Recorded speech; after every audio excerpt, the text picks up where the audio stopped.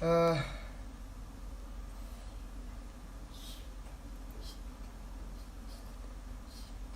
know if anybody's here.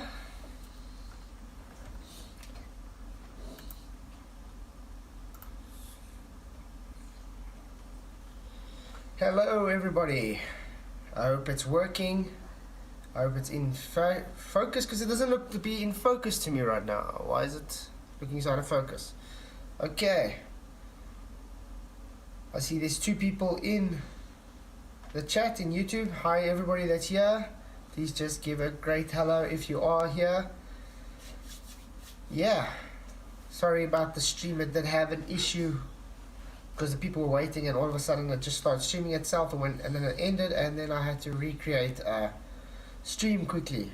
So if you don't mind, please just share the show so the people that don't know about it can know there is a stream going on. Hey Kevlar, good to see you. Glad you're here. Yes, I'm doing well, thank you. Happy to see you. Thank you for coming. Hope you're doing well. I did change the layout a bit. Hey Scott, good to see you. Yeah, you were also there this morning. I did change the layout a bit, so hopefully you guys liking the new layout. Been doing a bit things. I don't know if you can hear the computer in the background or anything. Is my sound okay? Really hope so. Hey Michael, Con, welcome. Snowbird, hey, how's it doing? Glad you could all make it. So it's good to see the people starting to come in. I was happy. I'm happy you guys are coming because I thought it was just gonna end. 7 people. Oh, great. So yeah. Oh, I should probably unmute my Discord. Can you hear me now? On Discord. I don't know if it was sounding there. Hello, hello. Testing 1, 2. Okay. Sound and video fantastic. Okay, cool. I'm glad it's working. Yes. Like I said, I have this morning and everything. I was working a bit on the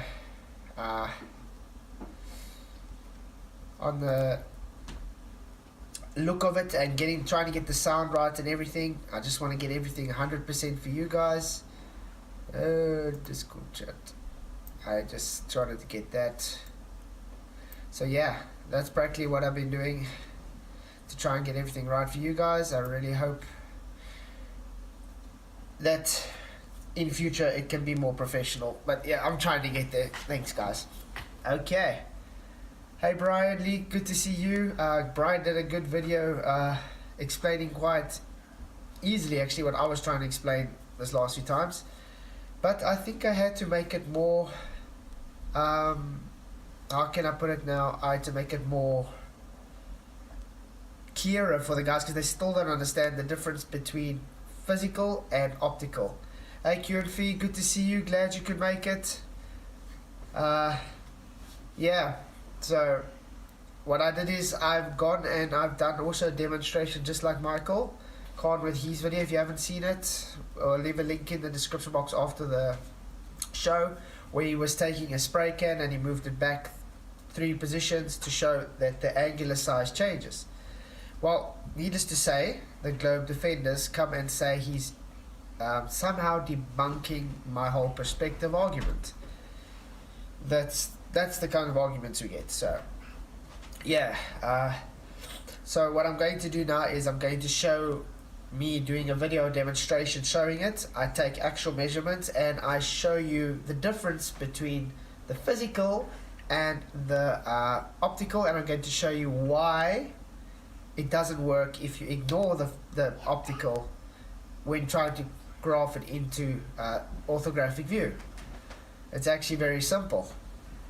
Yeah, Quincy actually had a great video also about Sean, his latest one. I thought to me it was his best video so far.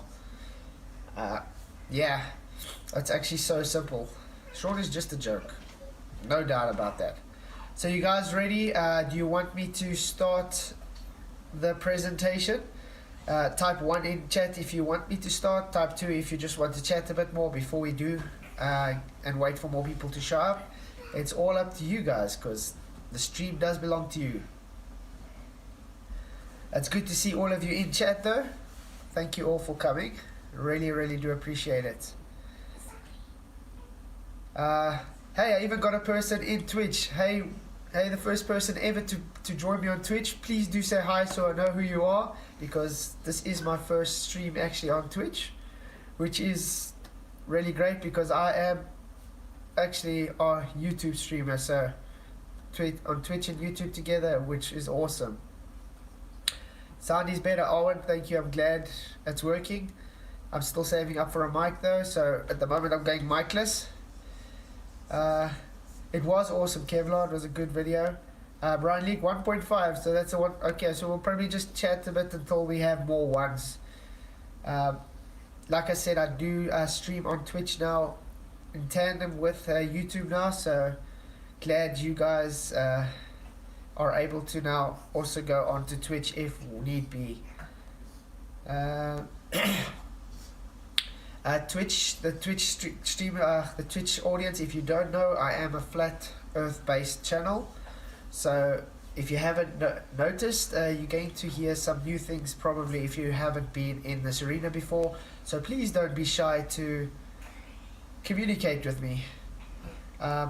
If you have any questions, I'll be more than happy to communicate and answer to you.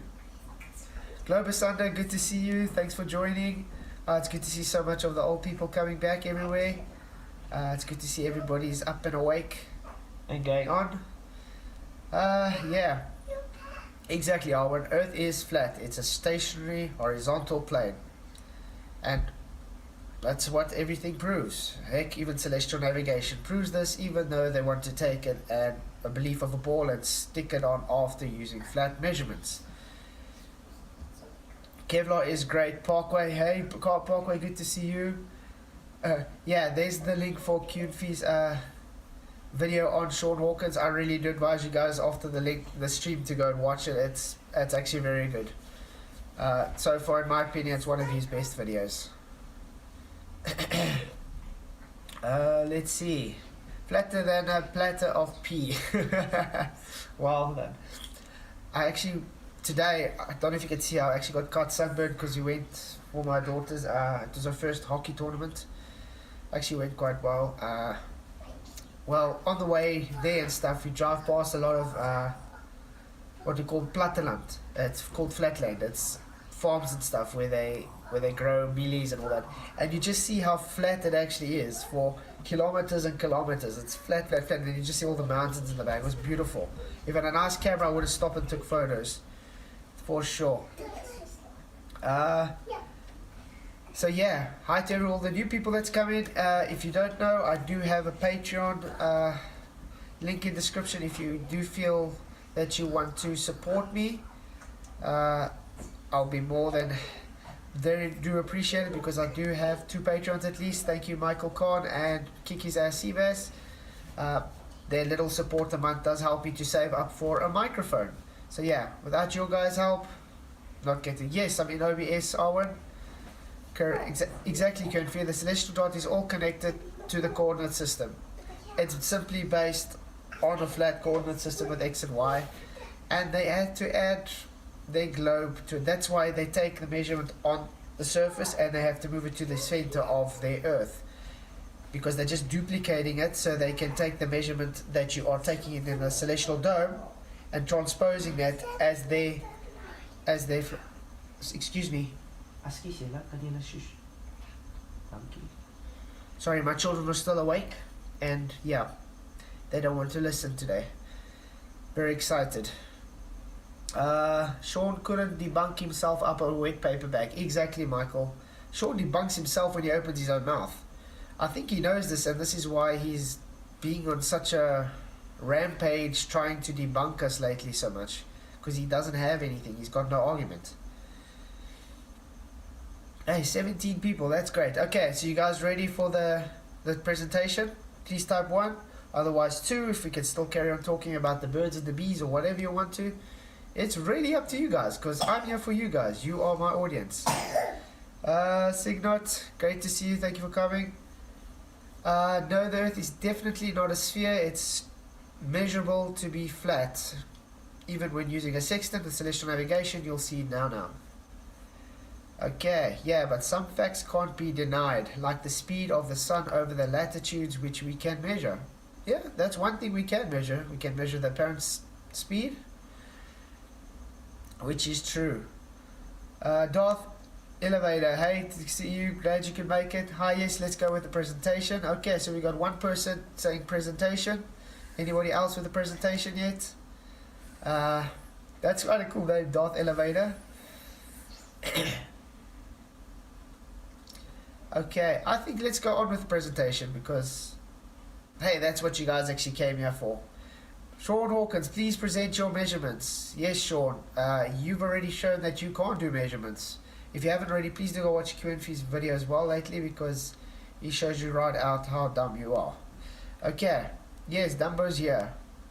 I think let's go and start with it. Okay. I hope it's showing up. I have to actually check just to make sure. Yes, okay, it's showing.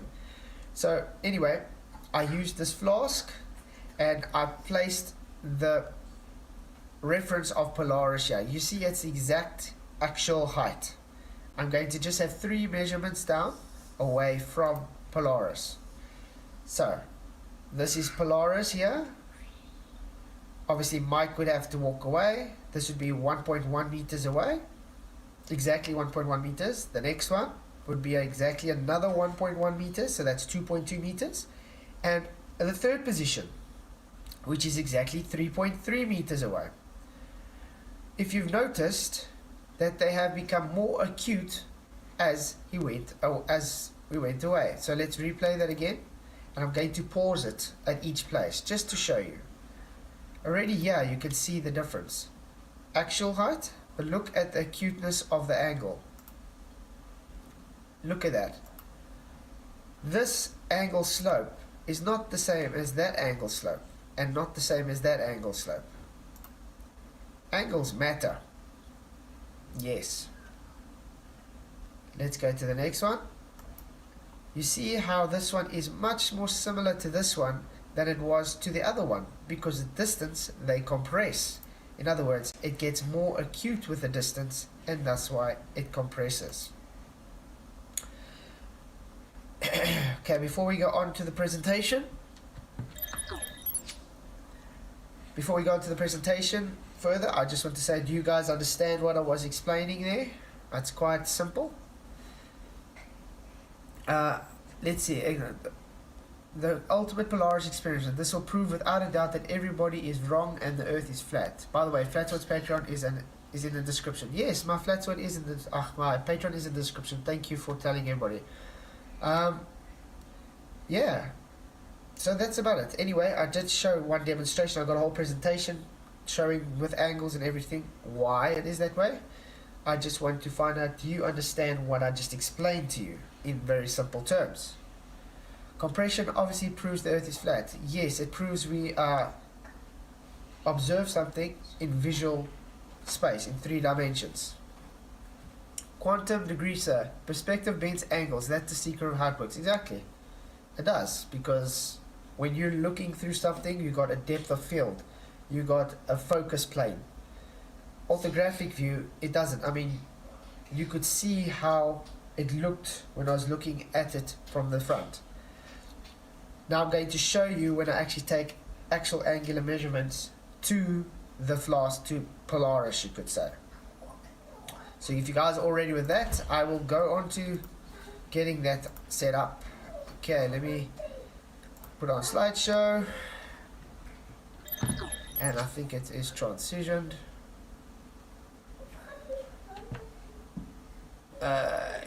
Yes, okay, it's transitioned. Hey.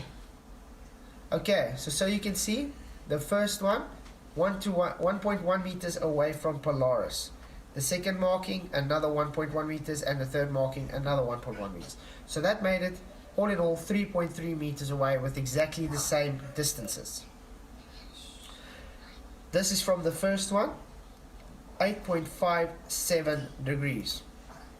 Second one, 4.7 degrees. And the third spacing, 3.39. Now remember, 1.1 meters, 2.2 meters, 3.3 meters. What does this show us side by side? Excuse me. Julle, asseblief. Shush, ek hoor, ek is besig hierso. Shush. Okay. It already shows us the compression.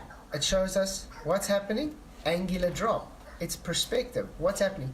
Is Polaris literally dropping into the horizon? No. Polaris is just having an optical effect. It's an angular relationship. It's showing it's dropping optically into the horizon. What, see?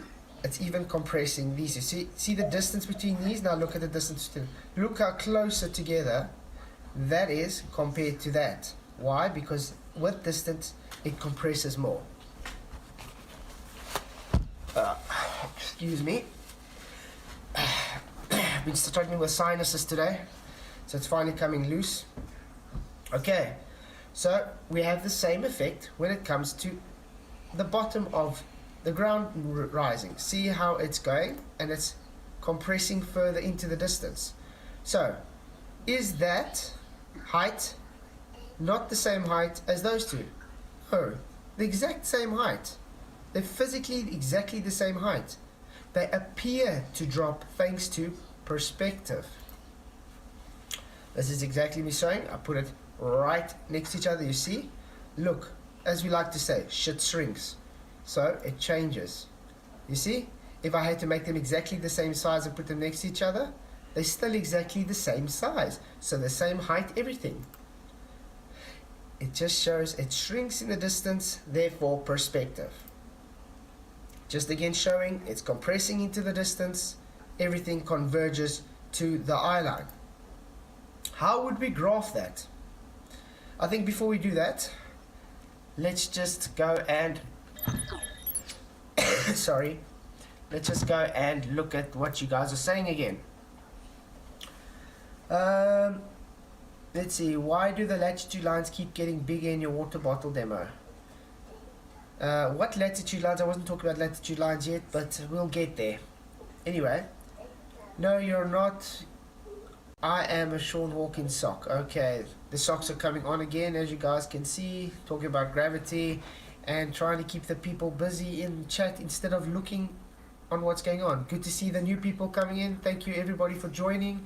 50 people in chat. That's awesome. And still the one person in Twitch. That is awesome. Thank you. If you guys don't know, I am streaming on Twitch now as well. So if you guys want me to go on with the presentation, please let me know, because it would be great if the globe defenders can actually concentrate on what is presented instead of trying to obfuscate in the stream. Nike, Ila asseblief. Okay. Let's get going on to that. I'm just going to go and put this back on. Make sure it's up and running. Yes, okay, it's up and running. So, now we're going to graph it out. This is exactly 1.1 meters, 1.1, 1.1, 1.1. Okay, so the first one we measured at 1.1 meters was 9 degrees. Please excuse me.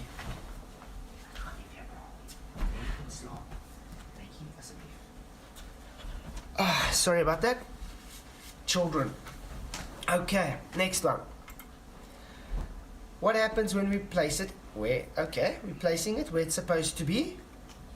That was the Mark II, the Polaris there, which was 9 degrees. It's kind of small now for the cell phones, but I'm going to zoom it in. Next one, at 2.2 meters, it was 5 degrees. And the next one, 3.3 meters, 4 degrees. What does this show us if we have to place it exactly at those positions? It shows us this. What is the problem here? I don't know if you guys realized, but this one was the closer one, this was the middle, and this was the further one. Which one is showing above?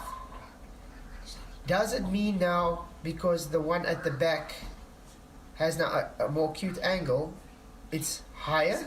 No. This is why when they tell me to graph it out, placing it like they want to, it's not going to work. Let's graph it like you're supposed to, with the same distances. This is the 9. I've placed it again, you see? Because perspective. That's why it has the same sizes. This shows it a bit more consistent, don't you think? Because that would be the bottom line, which shows at the bottom, B the middle line, which shows at the middle, and B the closer one, which will be the top. Very odd. Which one looks more consistent to what we're seeing here? The one where it's placed that way, or the one where it's placed that way? To me it looks like that one is more consistent with what we observed in reality based on perspective than that one, don't you think? Because why? Look at the yellow line, where is it facing, the 9 degrees? On that one it's the bottom, this one it's the top. And, well, it's changed around. So, I think that makes it very clear why you place it with the same angles. What happens when you have to do Sean Hawkins' straw man and you have to force it to have the same apparent angular height? It changes the physical angles. What does that mean? The old reading, that the actual altitude angle reading we took was 4 degrees. After I forced it to sit on the 5 degree line and the 9 together, it changed it to 3 degrees. So it lost the whole degree just because of that. And what happened to that? The 9 degree became a 10 degree because we had to force everything to have a different angular size. This is why we say angles. It's an apparent angular position. It's an apparent angular measurement. When you want us to do a straw man of sticking it to an actual height because you're too dumb to understand the difference between optical and physical, this is what happens. It fudges the numbers. Sean Hawkins. So, here's my graph once again, showing them having their actual apparent measurements placed at. This is now based on the previous models where it was 600 nautical miles in between. See how it compresses at the top and compresses with the further. I've set now a baseline of a 45 degree there, just for reference for a later one. But look how the apparent angular altitude angle changes. This is because a 70 degree is a measured 70 degree. A 30 degree is a measured 30 degree. So it's going to have apparent altitude differences. It's not physical. We measure these things in 3-dimensional space. This is now what happens if you had to actually do what Sean wants to do. What is going on here? Very simple. He wants us to stick everything on a 45 degree because he says the 45 degree will be the actual height, which is Nike, Eli, asseblief, which is as you can see, messing everything up. What is it doing? Well, it's kind of changing the distances. You can see that 50 degrees is still fine, but what's going on when it's getting to a further distance? It's starting to push that distance out even further because it has to push that line out further to hold the same angular measurement. Because remember, angle has to do with its slope. Excuse me once again.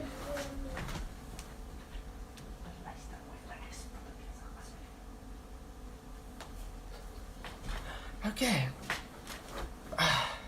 Don't worry, soon I'm going to be able to do my studio again in the lounge, in the garage, which is going to be much easier. Because it's kind of difficult with the children, but I'm sure everybody's got children understands.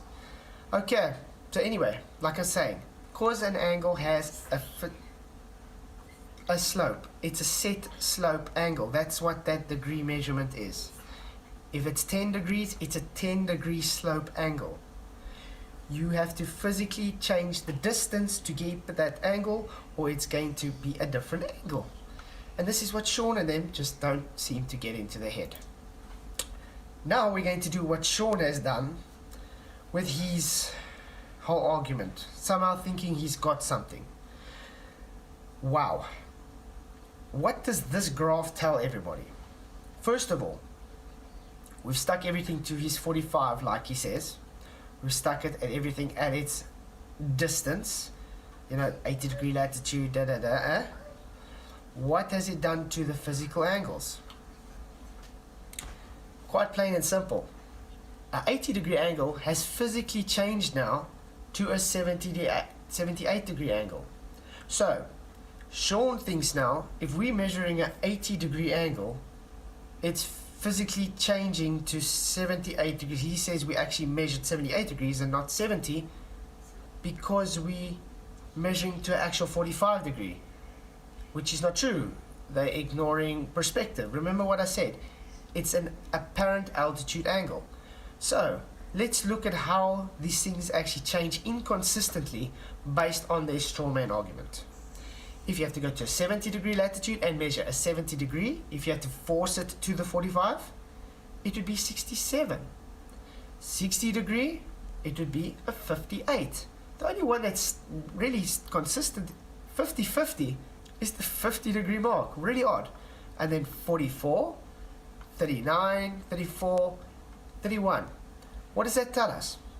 Well, the 80 degrees was minus 2 degrees less than what you actually measured it at.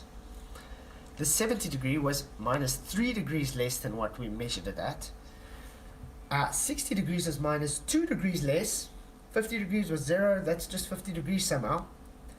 Plus 4 degrees for a 40 degree. And when it comes to 30 degrees, it's plussing to 9. When it gets to the 20 degrees, we plus 14 degrees. That's quite a substantial amount for 20 degrees. You have to know what a percentage increase is that. And then we get to 10, which is even over 100% increase because it's a plus 11. This graph alone shows that when Sean Hawkins wants to make a strawman argument that says you have to take everything at a physical height on a flat earth, it's him showing he's being dishonest and really ignorant because you are physically changing the angles. Why? Because you're ignoring we take perspective. We look in a 3-dimensional space. We do not live in 2-dimensional orthographic. So I thought, let's just make, for the fun of it, a nonsensical graph showing what idiocy this really is. I placed a y altitude angle and a x altitude angle and a y distance just with them placed there. Look at that inconsistency. This is just following the curve. So this is what they're saying the angles are actually doing on a flat earth. Yeah. I'll just let that sink in a bit for you guys.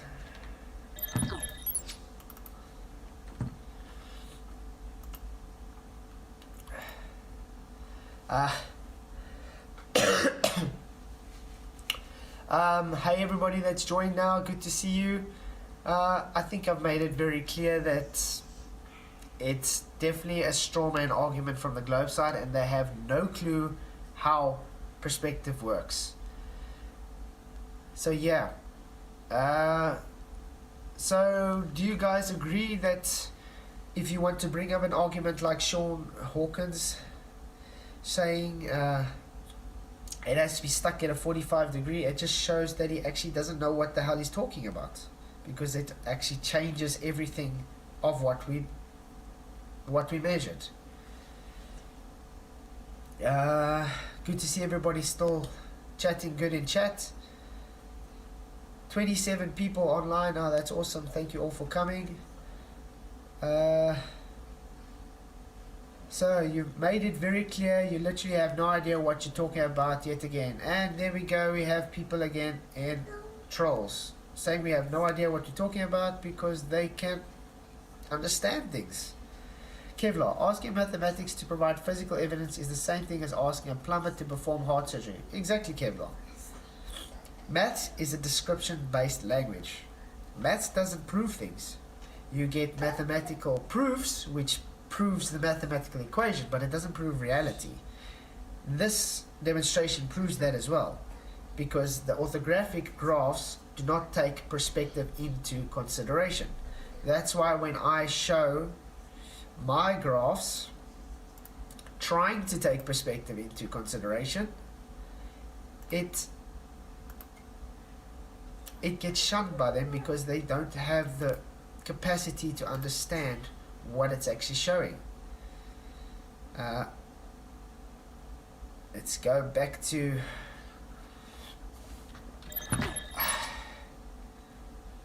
it's showing yes. Okay, this is for the people that haven't seen these presentations yet. This is practically what we observe when you are taking celestial navigation into account. This is Bob standing under Polaris. He sees it at a 90-degree angle. So he's literally pointing his sextant, he measured it at 90 degrees. So he's at the GP of Polaris. He's standing on a 180-degree horizontal plane. This would be based on his elevation angle. Now, Mike is standing there, Bob is walking away, which is 600 nautical miles away. Is that 80 degree the same angular slope as that 90 degree? Obviously not. Every angle has its physical slope. The physical slope has to change with angles. It has to change with distance. So, obviously it's going to have to drop. It has an apparent altitude drop. This is how it works in reality, because we physically measure things in 3 dimensions. Let's have, this is just, if you haven't realized, if you want to know how I work this out, do go to my presentations before where I do explain it, because it's actually very simple. So we have Timmy walking away another 600 nautical miles, which now makes it 1,200 nautical miles. But what has it shown again? It's also showing 70 degrees. That means it's also dropped again in altitude, apparent altitude angle, and so forth as they get away. But what is the relationship you see here? That's very simple. For every 600 nautical miles they walk away, the angle is compressing more and more into the distance. Just like the angle is compressing more and more into the distance in altitude. Why is this? Very simple. We all have a field of view. We are limited to what we can see. In this case, the celestial sphere. You are measuring the angles on the celestial sphere. So you are on a horizontal plane and measuring this celestial sphere. The problem with the globe is they take this measurement that we're showing here, depicting here, and they just duplicate it to the center of their Earth. So they literally move their location of on top of a sphere, which can't be done anyway because you've got a 180-degree baseline, and cut the Earth in half and stick it in there and say that measurement of a star is now the surface of Earth. That's what they're doing. They're literally just taking that arc that we measure in the sky and saying that is the ground of Earth. Yes, it's called stupidity.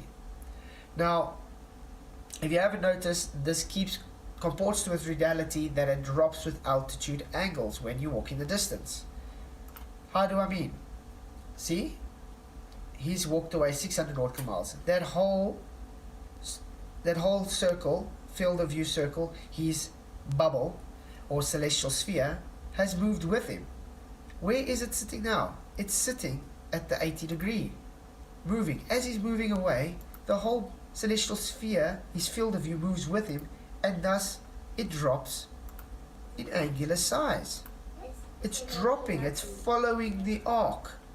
This is the linear distance that we talk about. This is the linear function, because it's based off of a flat baseline measuring a curve, measuring that curve, a celestial sphere curve, not a floor, celestial sphere curve. And eventually you get to the maximum when it hits 0 degrees, and that's when Polaris is no longer able to see, it's touching the horizon.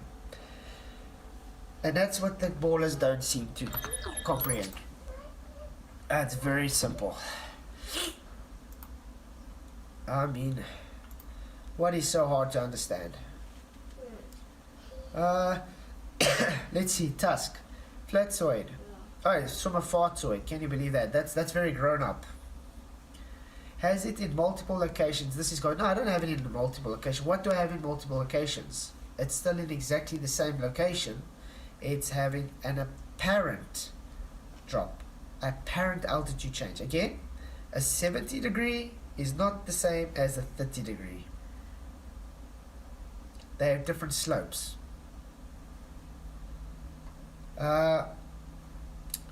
That's about it, and it's very simple because you guys take that and you stick it up as your Earth curve. You simply take what we see in perspective and you stick it up as your Earth curve. Let's see if I can maybe present again with the.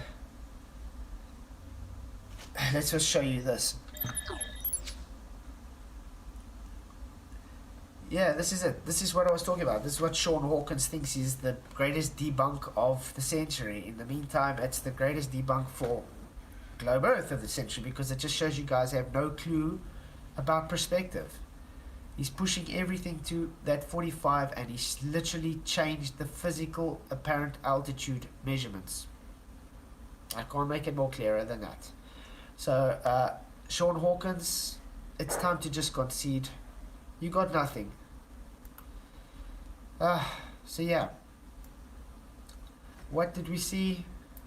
Very simple. This is what we saw. That's what we measured in reality, and that's what the graph shows when I put it out for you guys. It shows the actual height is still exactly the same. The apparent angular height changes because we measure things in three-dimensional space. Hence, the ground is seeming to rise relative to eye level, and everything in the sky is converging the same convergence. Hence, it looks like the sun is setting, or the moon is setting, or the stars are setting. This would be Polaris going down to the apparent horizon. Excuse me. Yes, you know.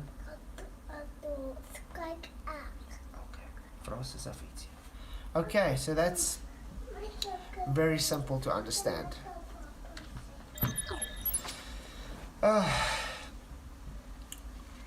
Let's see. This is so simple to understand all the balls. Exactly, Bob. This is how simple. I don't know how more simple I can make it for these guys to understand. It's in black and white. It's plain and simple. Yeah.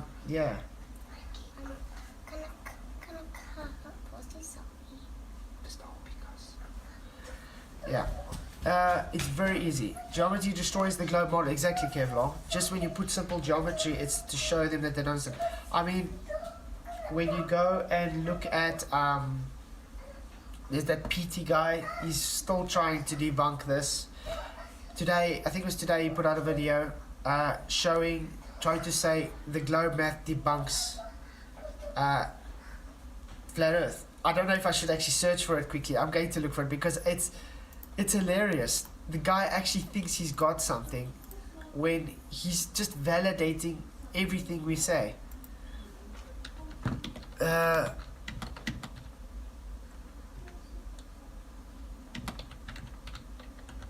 Let's see if I can pick it up.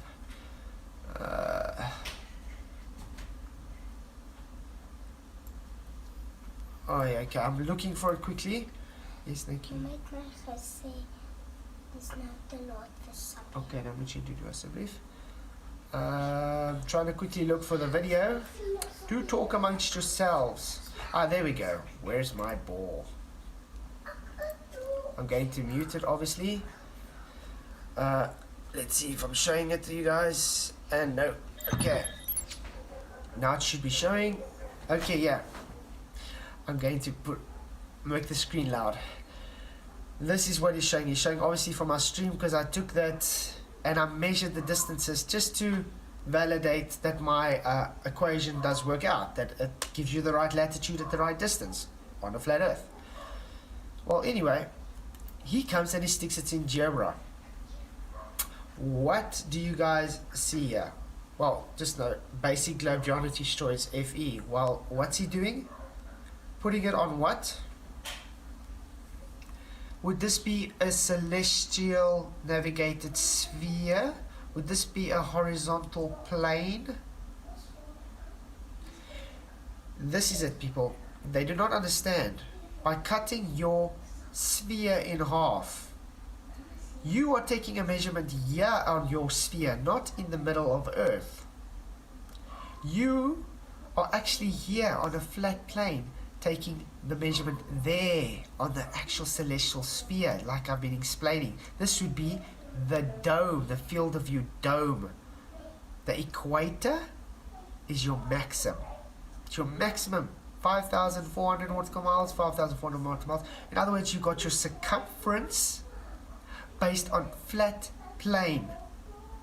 You're measuring the stars on the celestial dome, but just because you've taken that and said, oh, I can have a 90 degree above a curve for some odd reason, and just duplicating it to the center of the earth, you think now it debunks a flat earth.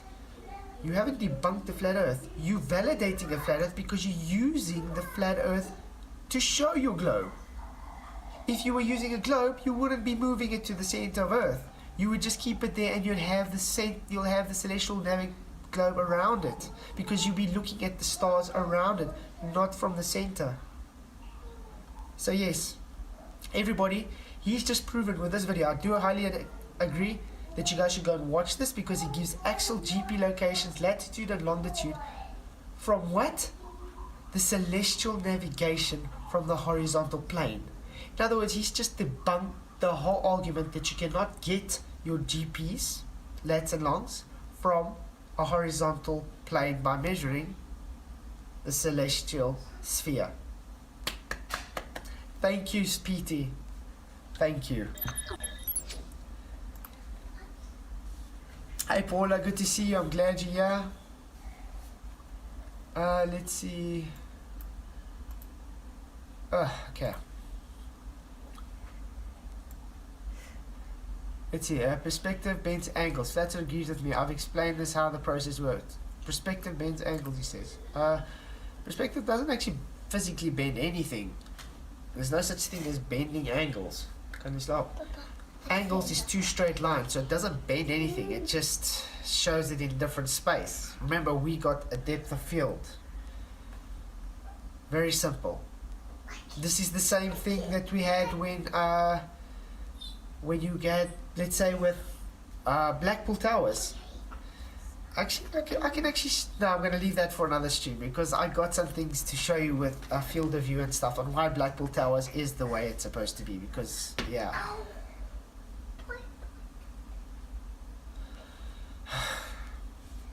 Okay. Kan julle slaap asseblief? Julle gaan nie meer slaap nie, hoor. Kom. Ek is besig. Sorry, just excuse me 1 minute. Ek gaan julle in jou kamer toe stuur as julle nie nou slaap nie. Julle gaan nie skop. Nee, ek is besig met die mense. Ek is besig met die mense. Slaap. Okay. Let's see. 24 people, good to see. I'm still happy. If you guys haven't known all the new people that's come, I do stream on Twitch now as well. I think I should be seeking the... Yes, family does come first, Kevlar. Just wish the little children would listen a bit. They've had quite a day, so now they're overtired. They're not tired anymore. So now they're just simply not listening. Yeah. So yes, that was about it. That's the presentation actually done and dusted, because it's not very complicated to explain. It's very easy. The only difference is that people can't physically compute what is going.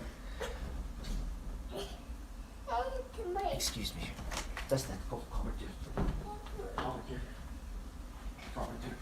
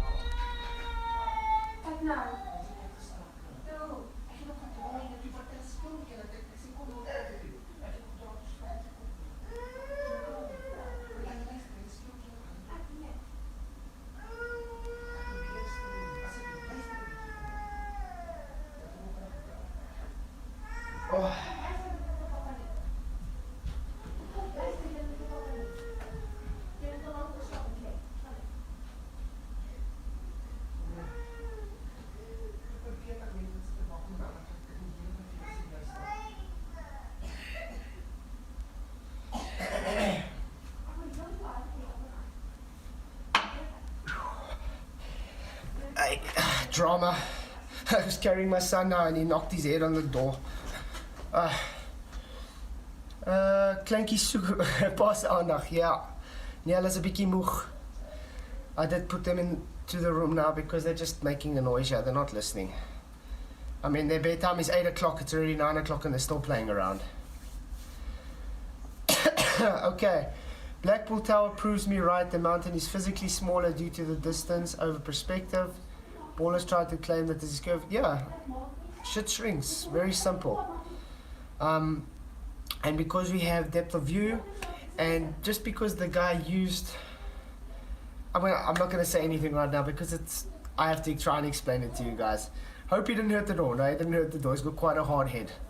But yeah, they are tired. Like I said, we were at the hockey tournament the whole day, so I think she had 3 matches today, so she's kind of tired, and I played soccer with him most of the time. Oh, so yeah, they're just overtired. They don't really want to go sleep. You know how kids are. Good to see you, General Show. Good to see you. Let's see. I once heard a Flo say angles don't even work because what BEC, the space in between grows with distance. What? Not a true story. Definitely not a true story. That sounds to me like something you made up. Can you actually get a screenshot of that or an audio clip or something? Because that is not... I don't buy that. Yeah, or you misunderstood. I exactly agree, Paula. I'm gonna see. I don't know. Maybe I should. No, I think I'm gonna keep it for another stream. It's going to be better. I'm just scared I'm gonna do the Blackpool thing now, and then it's just gonna. I can have a whole stream on it, which will be quite worth it.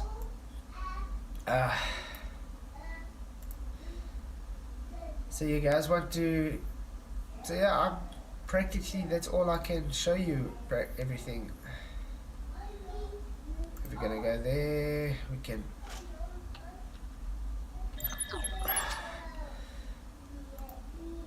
So once again, for the new people that's come in, this is what we observe in reality.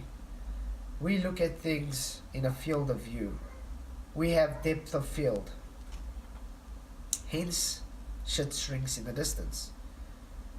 The angular size of this flask is not the same angular size of that flask, and not the same angular size of that flask.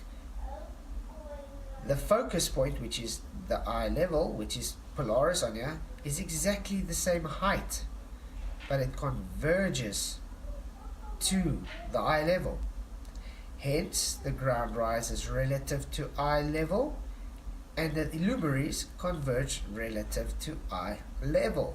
See how it compresses more with distance and compresses more with distance. This also shows the ground has a larger angle than the sky. See how compressed that is at the same distance to that. This is why you have boats that go over a curve. This angle is much larger than that angle. So this thing eventually moving into the convergence, the floor will have a larger angle and occult it because it has reached the diffraction limit. It has reached its limited angle. That's how we see bottom-up obstruction. That's how we see the stars converge into the horizon. So it's not us moving away on a spinning space testicle. It is the stars moving across the plane above us, and we measure them to an angle, apparent angle measurements over us, called the celestial dome.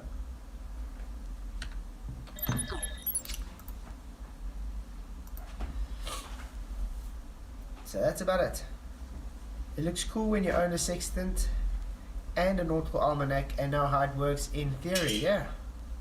The last thing is, you do not really need to own a sextant to know how it works. I mean, I know how a Ferrari's engine works, but I don't own a Ferrari, do I? I mean, I can build a car engine, but I'm not a qualified mechanic. If you have the rocket science for Globers, man. Welcome. Hey Brian, good to see you. I just wanted to say one thing, if that's okay. No, go ahead. Okay, now I challenge the Globers to this because I'm seeing some things in chat. If we're wherever you're at tonight, or pick a night with no clouds, walk outside and really you don't even have to do it at night. It looks like a dome around it, like a mini dome around us. You know, so the stars in the distance, they look kind of like they're curving down and around. If you see an airplane off in the distance, it'll look like it's going down in the distance when it gets far away. So that's what we see around us. But so why are the stars, why are they arcing? I mean, we're only standing in one spot. We're just standing on our one little patch of flat ground, wherever you're at, and everything looks like it's curving. It's because it's apparent. Do the stars know that y'all are on a sphere, all the globe believers? Do the stars know you're on a sphere and know they're supposed to curve around? Or is that just the way we see things? The apparent celestial dome. That's what I wanted to just make a point that that's just the way we see our world. Doesn't mean the ground is curving. Thank you, ma'am. Yeah, no, 100%, 100 agree. That's what I'm trying to explain to them. That field of view is what we see. The stars move across the plane, and because of your field of view, you have, remember, you see in a 360 degree bubble, you could say. So what's the highest position, the furthest position? It's on top of you, 90 degrees. So as it moves away, it's going to have a dome kind of shape because the angles have to get more acute. So that's what creates that arc. It's the acuteness of the angle. That's all it is. That's why when you move, you get more stars into your field of view this way and less that way because you're just moving them into your field of view. It's very simple. So yeah, thank you, Brian, for that. Definitely do agree. It's just optical. I don't know when they're going to start understanding perspective though, because I mean it's been tried to explain so different times, different meanings. I don't know. How much more dumbed down versions can we give these guys to understand? With Sean, he's like, or with I forgot the guy's name, Carpenter or something the other day. He's like, he was just like about to have a conniption fit. You know, you can tell he's holding in his emotion because he's saying Polaris is in the people are looking in a different position. And I'm like, you know, if you think about your globe, if you see 5 people standing outside, spaced out, looking up at Polaris or whatever, they're looking in complete different places. Apparently, you would look at all these different people and think that they were looking at something straight up. That's just the way we see. That's the way this world works. It's a double standard, man. Yeah, I mean, that they hold. I mean, if we both stand and let's say we look at the same star, you do not stand on my exact space and look at the star. You're looking at it from another 3-dimensional position.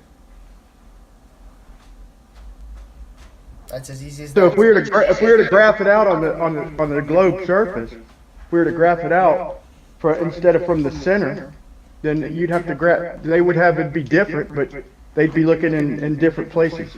They have to. That's why I said they have to. You know, I agree with you. They have to take their math down to the center of the ball to get the angles to work. They don't take this into consideration, man. Yeah, they simply do what I was trying to explain with that other presentation. They simply just they're simply just taking this is the celestial dome. This is where the stars are situated. They're simply just taking this. What's happening now? I don't know if it's recording anymore. Okay, it's recording. Okay, they're simply taking this. Move. Hey, these children. They're simply taking you standing where you are, looking in 3-dimensional space. This would be the sky. This would be the stars. And they're just transposing you down to the center of Earth and calling this measurement the ground underneath your measurement. So it's like taking a pool table and calling the pool table the same shape as the balls on the pool table. That's practically their argument. That's exactly right. And it's like if they act like, if they don't agree with our points, and then that's fine. But I don't think they even understand them, Flatzoid.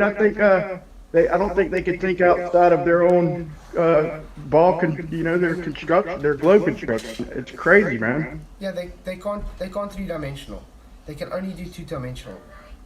It's as simple as that. And that's why They have to. Sorry. No, so I was saying, but that's why everything they present is just in 2 dimensions. When they try and present it in 3 dimensions, then they totally shoot themselves in the foot.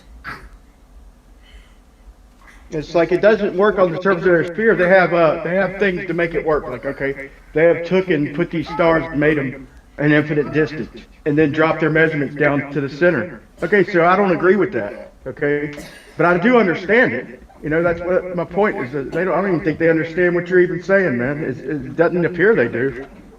Yeah, they're just taking exactly my presentation with my math, everything, and they're just duplicating it to a radius in the center of Earth. That's all they're doing. They're literally just duplicating it. That's how they get their radius, the circumference.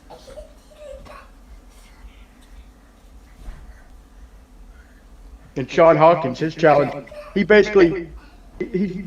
challenge is a math on a 2D sheet of paper. Like, here, show me. This is a player's challenge. Just show me how the math doesn't work this way. Like, the math works one certain way, period.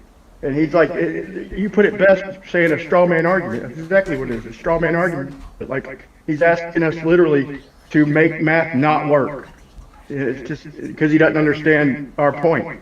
It's unbelievable, man. That's about all I had to say there. Thank you, man. Yeah, no, very, very true. Very, very true. My children are very uncontrollable tonight. Yeah, so, hey Chow, glad to see you. Glad you could come in. If anybody else wants to come in and chat, you're more than welcome to chat. I got the Discord link in the description. And yeah, it'd be great to see you guys come in and chat. If you guys have any thoughts on what you think is going on, Carpenter, even you can come in. He's still messaging me, by the way, Carpenter, telling me I don't know what I'm talking about. Well, he's still validating everything we said. So I think a lot of them do, some of them do actually know what's going on. They're just choosing to ignore it. So in other words, they're being dishonest with themselves and everybody else because they cannot accept it. Carpenter, if you're listening, we understand the way your ball works. We understand that you have took some circumstances. You put the stars an infinite distance away, and you've grabbed everything from the center of the ball. We understand. We don't agree with it, though. We do not agree with it. Now, I don't know. You seem like a halfway intelligent guy. How can you not understand the way he graphed it? Simply put, it's a perspective view. They want to act like perspective is just things shrinking in the distance, and that's perfect if you're in the center of your field of view. But that's not the way things work. So if you ask them, why the clouds? Why are the clouds touching the horizon in the distance? And the honest answer is because of perspective. Everything converges. Whether they're on a ball or a flat earth, but they won't give you that honest answer because they're in their paradigm, and they'll say because Earth curve. No, how can it be Earth curve with a cloud a couple miles in the sky just dropping down? It's not curving. It's dropping down no matter what we're standing on. So Carpenter, just try and reset your brain and open your mind for a minute and understand our point. It's not just things shrinking. That's not perspective. Okay, that's only if you're in the center of the field of view. That's the only place that's the only factor. 100%. I think Michael was trying to explain that to him as well. That all that's holding him back is his belief. And if he understood that it's his belief holding him back, then he can get past that cognitive pain. It's holding him back. It's as simple as that. And I think that's why he had so much double-speak moments. Cheers, Quantum Regressor. Glad you could make it. Thank you for coming.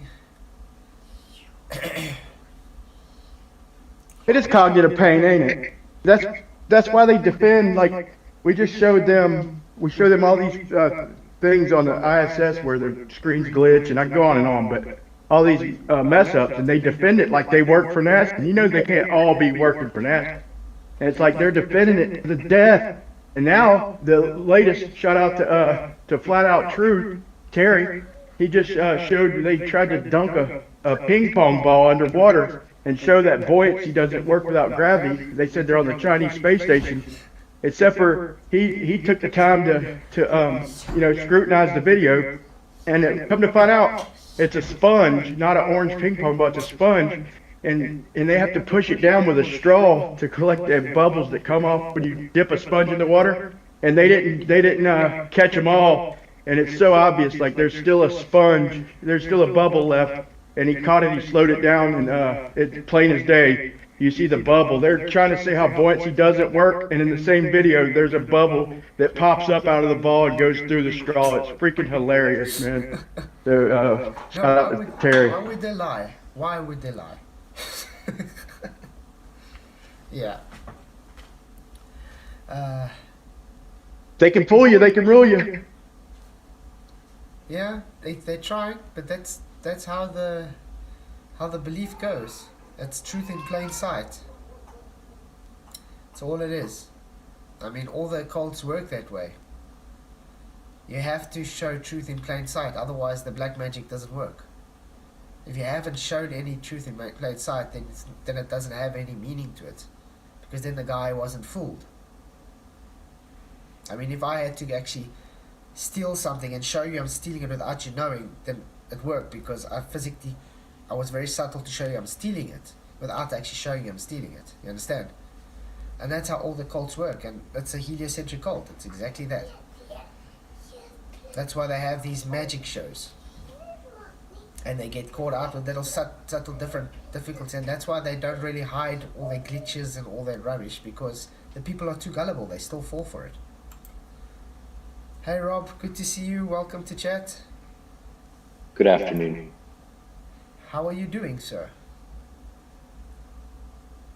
Fantastic. Just at work today, doing some motor work. Oh, that's great. You got any news for us?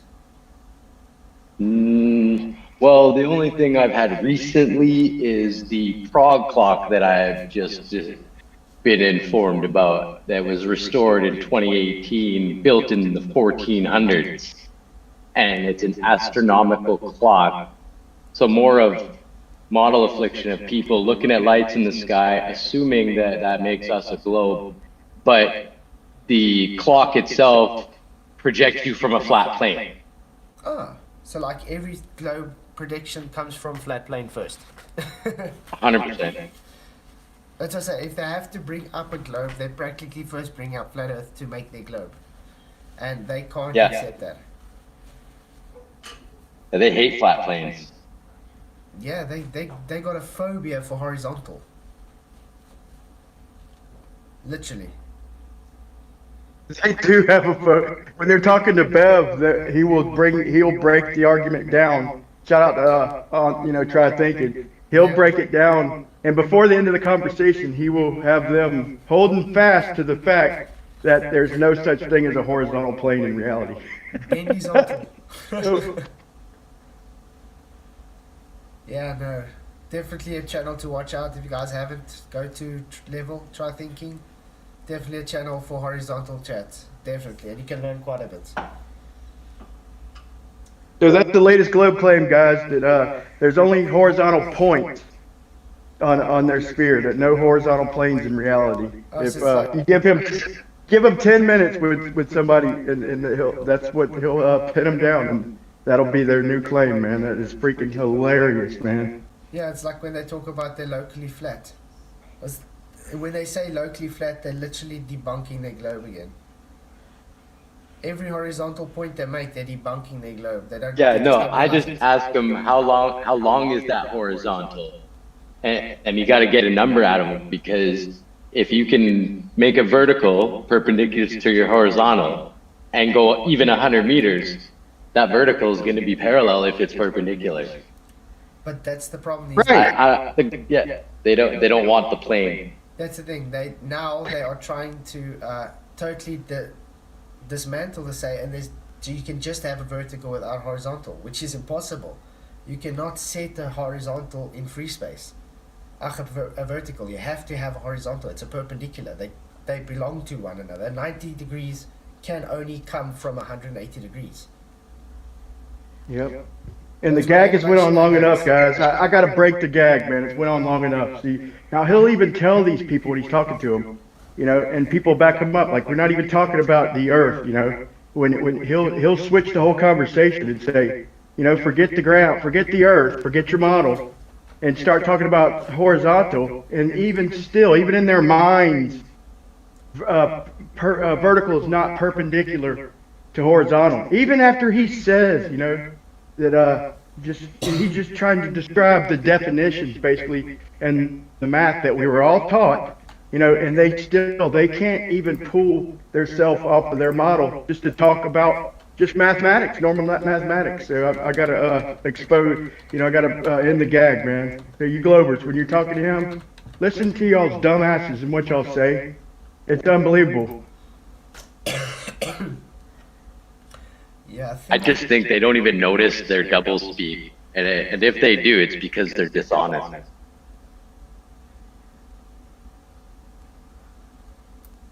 I think it's They don't notice. I guarantee you they don't notice, Rob. They for sure don't know. I think I might have just hinted to them because I've seen it long enough, man. I want to see if, you know, hopefully a couple of them will hear this and have a you know, a rational conversation with him, because they're looking like fools and they don't even realize it, man. They literally don't understand what they're saying. I mean, look at this. When you say horizon, this is why they hate horizon. The definition of horizon, Merriam-Webster, the line where the Earth seems to meet the sky. That already it goes against it because they say it's a physical place. It's a apparent junction of the Earth and sky. Okay, so sailing towards the horizon. Okay, the great circle on the celestial sphere. Where did I say we're measuring to?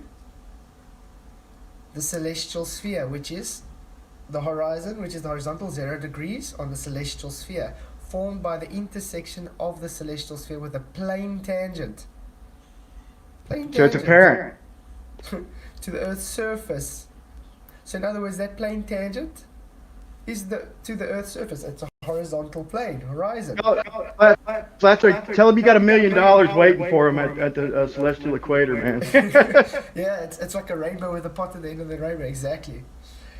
What does it say? Range of perception or experience. So perception, you know, like perspective. Opening new horizons to the field of cancer. Okay, and that's natural soil. But I'm trying to look where they just add all of a sudden horizon curves because of Earth curve. I think they took it away. Because at the end, there was at a stage where it just said, but by the way, horizon, I think level. I think it's level, that one. Bendizontal. Yeah, check it. Look, they're telling you it's a horizontal measure difference altitude at 2 points. It means a level. Approximate line taken at index altitude, precision scale, okay. A plane of the horizon or a line in it. A line or surface that cuts perpendicular all plumb lines that it meets, and hence everywhere coincide with the surface of still water. Guys, still water is level, horizontal. It's a horizontal line. It says there, horizon or line. Horizontal passage. Concentration, the body fluid, obviously magnitude, okay. There we go. To make a line or surface horizontal, make flat or level. To bring a horizontal aiming position, it's level and plane, equalize. To lay level with the ground. This is everything but curved, don't you guys think? Yeah, man. There's consequences to this. There's consequences to this, Flatsoy. Was you done? Yeah, and then having no part higher than the other. Now look, no part higher or than the other. Then look what they put at the end. Conforming to the curvature of liquid parts of the Earth's surface. What kind of contradiction statement is that? But that's what I said, they put that in afterwards. Having no part higher than the other. Then they just put in, conforming to the curvature of liquid parts of the Earth. After, what did we say liquid is? Flat Bendy and Donald. level liquid. Liquid is flat and level, horizontal. Then they come and say curvature of liquid. It can't be on their model. You can't even have a flat glass of water because in a microscope it's got to be bending, But and that's what there I'm are saying. consequences. But that's what I'm saying. They have to even contradict themselves in dictionaries because they don't have a globe. They literally contradict themselves in a dictionary even. That is hilarious. And then I tell them there's consequences. So a 24-mile bridge. So here's what a straight line is in y'all's reality. If you live on a globe, especially if you're new and kind of on the fence, this is what has to happen in your reality. A 24-mile bridge, a straight line bridge, in other words, not level and curved, a straight line bridge on a globe. If the tangent's at the beginning of Pontchartrain Bridge, then it starts off 20 foot above the water. Then at the end of the bridge, it's 404 feet above the water. So if you were back about 10 or 12 miles, just up in the air a little bit, and looking at the bridge or from an orthographic view, what you'd see is a bridge 20 foot above the water at the beginning and 404 feet above the water at the end. Do you think we would be able to recognize the difference in the height? But if your water's curving down, which it appears flat, then why does the straight line obviously curve upward? This is consequences of y'all's model, and I don't think y'all thought it through. And when we do measure it, when you actually look at it in perspective, you actually understand it's just foreshortening, hence Soundly's so-called Pontchartrain dip. It's just foreshortening, and I mean, I demonstrated with the beam in my kitchen. You just take it at the right angle, and it seems to look, it has a pronounced curve. It's not literally curving, it's a pronounced curve thanks to foreshortening. Hey Travis, hey Gary Wybenga, welcome to chat, good to see you guys. But think about this, even in the Blackpool Hello, hello, Swan. hello. Oh, what's up, Trav? What's going on? You, Bev. Hey, I don't know if anybody told you, Flatwood, but Brian's got a really bad echo on YouTube. Here, it's not got any echo at all, but when he's on YouTube, it's sounds like he's in a tin can. Okay, I'm gonna just put him softer. I'm gonna put your use of it. Is this better? If that's any better, I just closed YouTube. Tell me, am I still echoing, guys? Well, no. If you're on, oh, I see. If you close, oh yeah. Well, I just put the volumes down a bit, maybe that helps. Roger that, I'll do that too. Okay, there we go, maybe that helps a bit. Okay, so I just put your guys' volume down. I think it's maybe echoing through my TV then to the phone. I really have to get earphones. I think that. so I just went back. I just went back and listened again, and even I had the echo tin can sound on YouTube.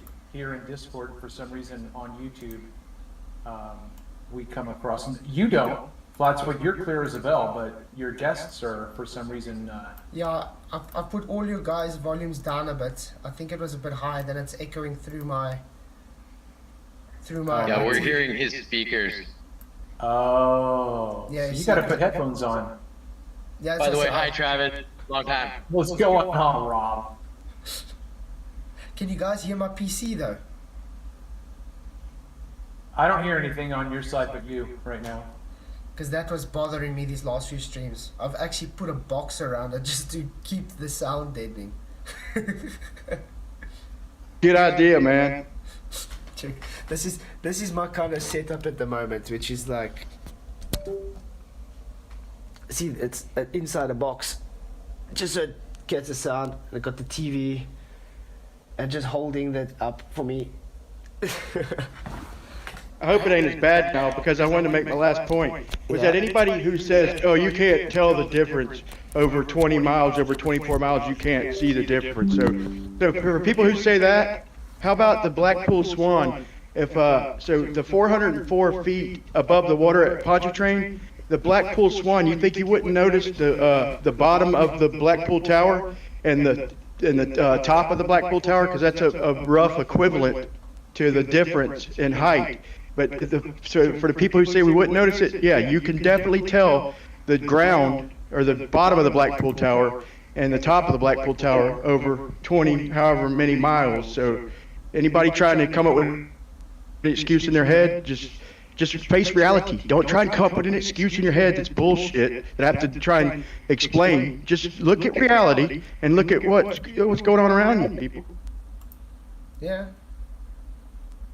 It's the truth.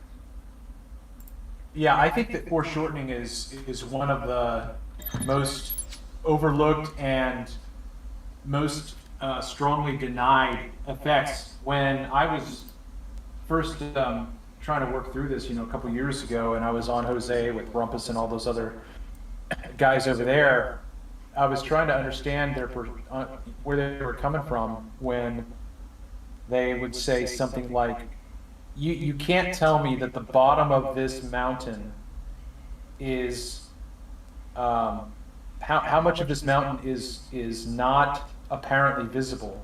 You can't tell me that that's due to perspective and other factors that they aren't willing to consider.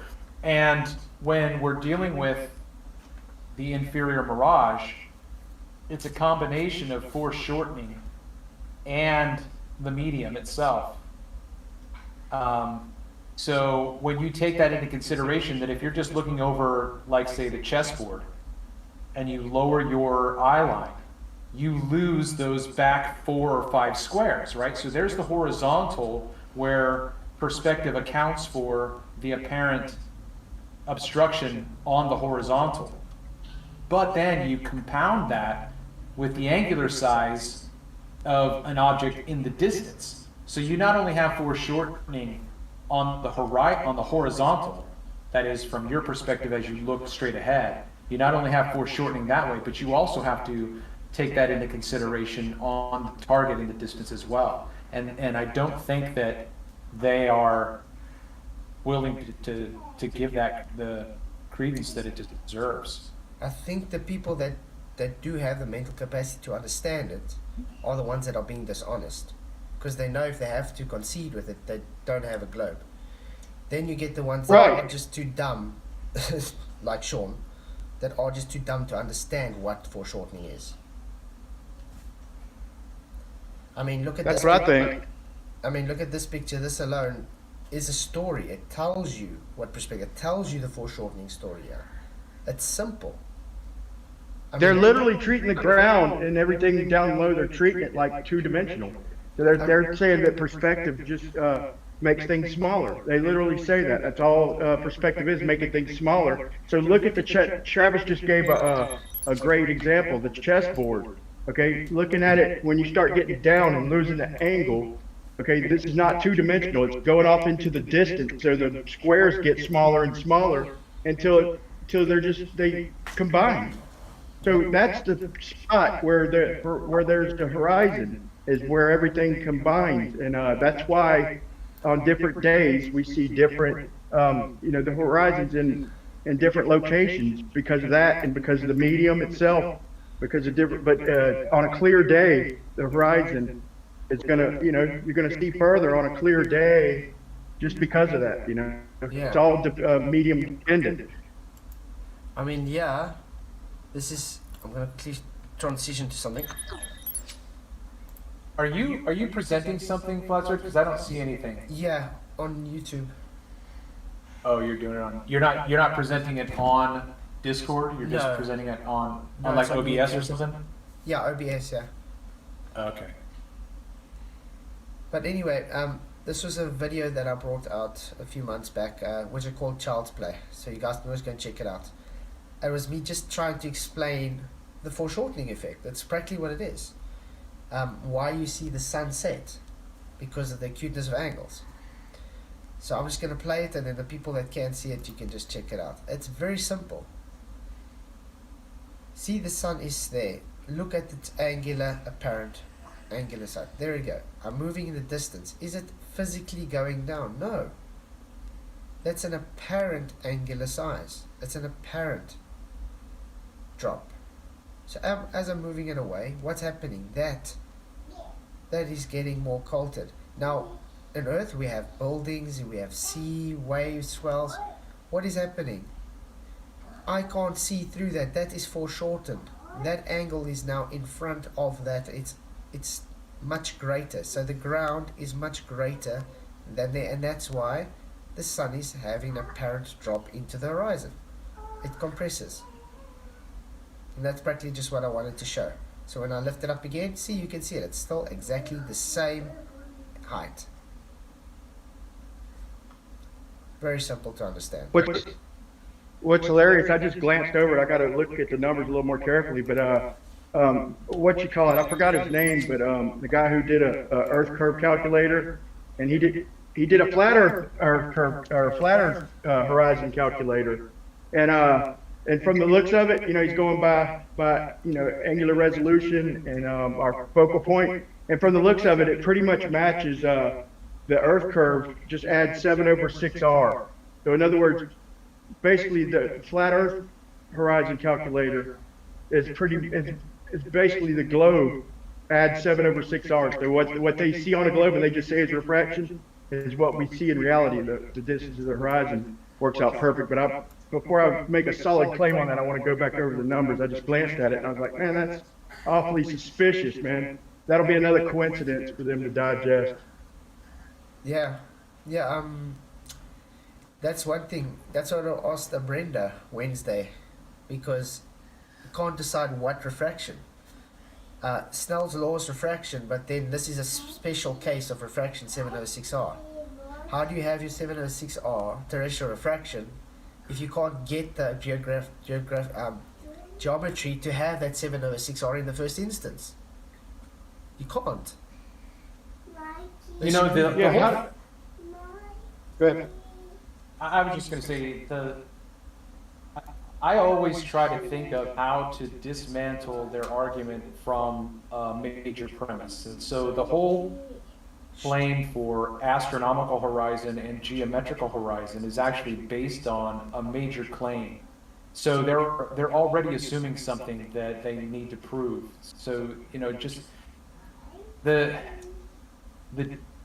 you guys have probably heard me say it, that I believe that the horizon is both apparent and geographical.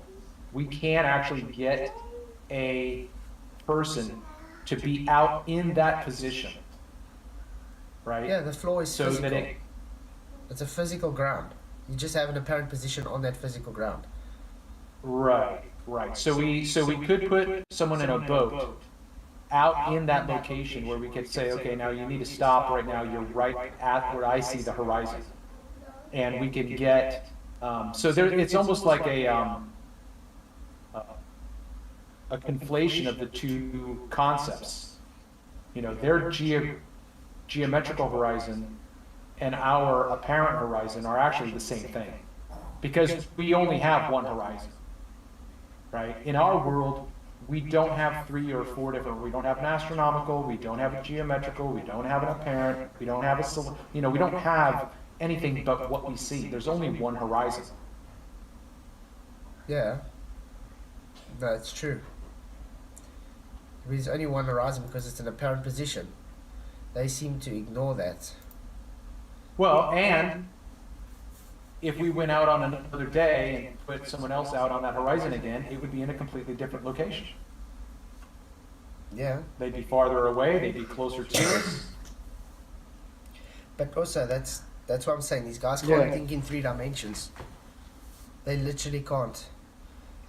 Tomorrow I'm going to be presenting some videos from Bearded Devil. I don't know if you guys remember him, where he was trying to detail perspective. Yeah, I remember him. So we're gonna have a good laugh at him tomorrow, because it's just some old videos, but I think that's gonna be quite fun. While he's showing perspective and telling me I'm wrong, while he's showing me perspective, telling me I can't think in 3 dimensions, while he's showing it in 3 dimensions. Yeah. He's a snake in the grass, Travis. Remember when he tried presenting to you and asking you questions about the horizon position when he's literally zooming in on a picture that you took? Like that's just dishonest, you know. And the good thing about it is you still, even though nobody knew he was doing that, you still didn't fall for it. You still gave honest answers to what your opinion was. That's good, man. Dude, he's a snake in the grass, man. Like when Rob Skiba showed how things set in the distance. You know, if the weatherman is right and the atmosphere acts like a lens, then you know he takes and buys a lens and sets the camera in front of it and shows the sun setting. And so what this guy does, Bearded Devil, he replicates it and puts the lens, acting like it does at work, but he puts the camera at the top of the lens, showing it go backwards. And here's the whole thing, Bearded, if you happen to hear this, look, we're not at the top of the atmosphere looking out. So what Rob did is accurate from the ground or, you know, a few miles. That'd be the bottom of the lens. So that's what we're seeing things through if the atmosphere does act like a lens. It's just everything he does. That's just two quick examples of how he's dishonest, man. Yeah, but everything he tries to do is dishonest, though. I mean, I don't know if you guys saw that one with his density thing as well. It's the same thing. Whatever he tries is dishonest. Well, then, to me, he's not trying. He's deliberately. That's well, obviously that's what dishonesty means. Deliberately trying to deceive. Yeah. So yeah, but I'm gonna go through some of those tomorrow, detailing what he's trying to tell me perspective, and we can laugh at him because it is quite funny. And then I might have Ruhov coming on a bit because he did ask he wants to come and talk a bit tomorrow. So we'll see if Ruhov shows up and talks. Yeah, Ruhip is you know, he'll at least hear you out. You know, he won't agree with anything you say, but he'll listen to and under. I mean, I had to explain the Corey Kell the angles of the sun, but a lot of people didn't get that right offhand. But you know, he just right when he realized it, he instantly disagreed with it. But before he even understood it, he disagreed with it. So like, you know, if you're listening, like think back, why were you disagreeing with something before you even knew exactly what he meant? That just should tell you how your mindset is. You know, instead of hearing somebody out and considering it, you've already got it in your head, set it. Nope, I disagree, and you don't even know what the hell he's talking about, bro. Yeah. But Ruiv's all right, though, man. Yeah, the nice thing I do like about Ruiv, though, even though he's kind of dishonest, he's the most dishonest baller we got. he's you can at least converse with him. You know what I mean? He's not like Sean, whatever, swears at you, doesn't let you talk and stuff, and then makes arguments up for you. You know what I mean? You let Ruiv explain something, and you let him dig his own hole. And then you just let him contradict himself and say he never said that kind of thing. That's all. Yeah. Definitions are meaningless. Ruhip 2022. Yeah. I mean, I think you're right, Platzoid, in terms of just letting them, you know, giving them enough rope to hang themselves, and just trying to give those conversations as much airtime as possible, so that people who are listening, who are trying to understand the arguments, can form their own conclusions based on the honesty of the conversations. Yeah. I mean, the person's character will show through when they talk. You'll see if they're dishonest or not. That's why I say with Brenda, every time Brenda spoke, I go on Google, I literally type what Brenda said, and I highlight to show Brenda's double speaking, doesn't know what Brenda's talking about. I didn't have to really say anything. Here's another one Bearded Devil did, guys. He, I'm pretty sure it was him. He took and during the heat of the day, he went and set up a camera like in a curb where it was just level, like a centimeter above the driveway, right? During the heat of the day, you could literally see the heat waving off of the driveway, and he showed how you know, he had something blocked in the distance, and you could even tell even when it was hot that something's literally. I mean, what he does is he takes the water and puts it on the driveway, and it comes back into and to sight, And to me, that was a great flat Earth evidence that just the temperature alone, can obstruct things. But he was trying to use it backwards, like the driveway was a normal temperature or something, and then by pouring the water on it, it did something crazy. But the fact of the matter is it was, it was crazy temperature, heat of the day. The driveways get really, really hot, and he just cooled it down to normal temperature, and you've seen the thing fine. So that showed that just temperature alone can obstruct things, with a limited angle. Yeah, but you see, the one thing he doesn't understand, like most of these ballers, that mirage is a mirror effect on the horizontal. You're literally just pushing the limited angle out further or putting it closer. That's why you get the mirror of the sky long or something. That's why sometimes it looks like a boat's floating or something. It's not literally floating, it's not lifted up. It's just the mirror of the sky giving it the appearance that it's lifted up. That's all. It's on the horizontal. Good point. And I asked them, what's what, even taking the black swan, like they try and say, what are they paying for that? They can't see 7/6R. So I was talking to somebody, I was like, to the fire boom, the arm that is bending, and QE's example, in the black swan example, but the arm is bending. Okay, so what are there, like multiple types of refraction going on, like a 4/3R and plus just blurry? I mean, what type of refraction? They want to take the horizon that's supposed to be blocking the oil rig, and supposedly there's some kind of refraction that moves the horizon, leaves the oil rig in place, bends the arm up some, and on its way out, it raises up the horizon in the distance. So instead of just a block oil rig, raising up and down over that distance, that's all we're going to see is the foreground, background, moving up and down kind of together over that distance, But in their world, they have a mathematically precise refraction. So who told photons that the radius of the Earth? Who told light 7/6R? Why would that have anything to do with refraction? In reality, it doesn't. That's just to fit their globe. They give it. They tell it the Well, radius. think about this. Think about the fact that I have asked almost everyone who appeals to 7/6R, can you show me an image of what 7/6R is? Nobody. I mean, What is that? Yeah, what I find very interesting, they keep sending back to Al-Biruni and to Copernicus and, Aristotles and all that. When did they take refraction into account to get their radius? Now, all of a sudden, you need the refraction to have your radius, and they worked it out without refraction that time. Where? How? You either have it or you don't.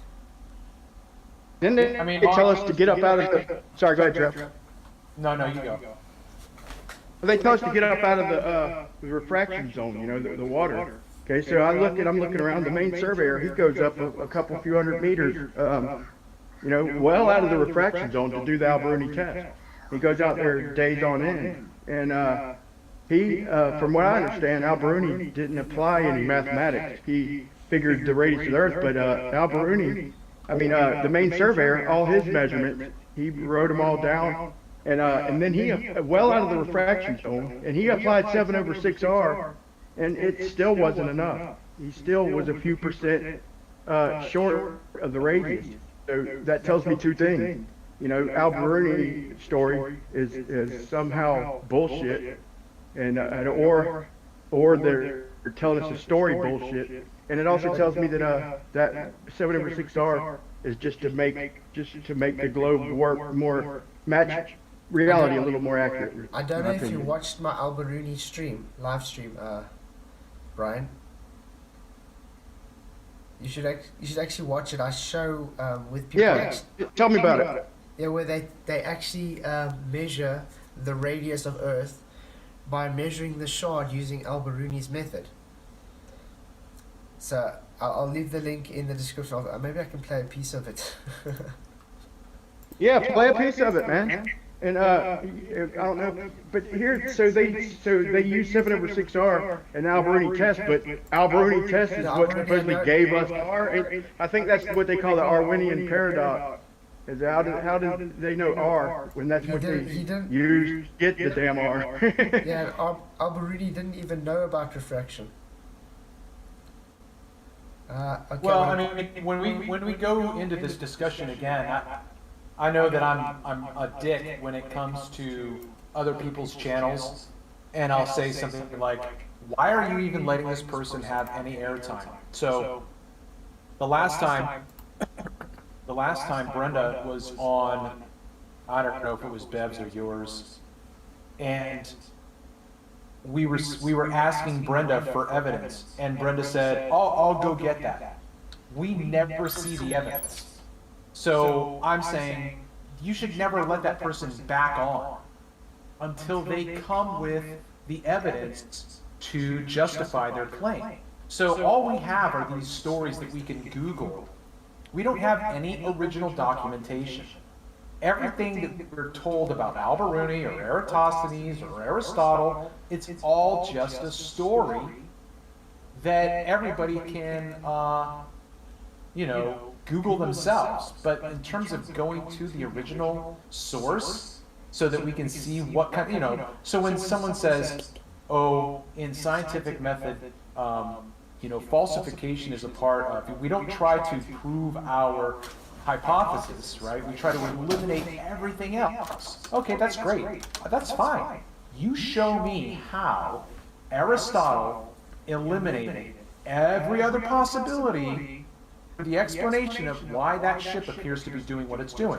Oh, well, we don't have to appeal to the past because everything that we have today supports. No, tell them the reindeer fallacy. Tell them the reindeer fallacy, Travis. That's priceless. Yeah, so the Saint Nick fallacy is the fact that we're arguing over all of these secondary and third and fourth premises, right? We're arguing about reindeer flying, we're arguing about presence under the tree, right? So we're arguing about Aristotle, we're arguing about Eratosthenes, we're arguing about satellites, okay? No, the entire story of reindeer or cookies disappearing or presents under the tree or down the chimney or whatever, all of those other stories, first of all, depend upon whether or not Saint Nick exists at all. So we're arguing against this fallacious position, the Saint Nick fallacy. We have to really just go back to the primary claim. The primary claim is where we have to attack. Like, we shouldn't even be discussing satellites. We shouldn't even be discussing photos from space or ISS. None of that. What does their claim ultimately depend on? You disprove that, and everything else disappears. 100%. That's priceless, man. That's priceless. But Brenda, as long as she's being respectful, like it's so fun to listen to her humiliate herself, man. I gotta disagree with you on that. But if as long as she's respectful, man, it's like she's what got me off the fence, Travis. I'm dead serious, like her and Rumpus, listening to her over at FED, and I'm like, dude, there's no way I'm that. There's no way I'm on that team, listening to their talk. But that's just my opinion.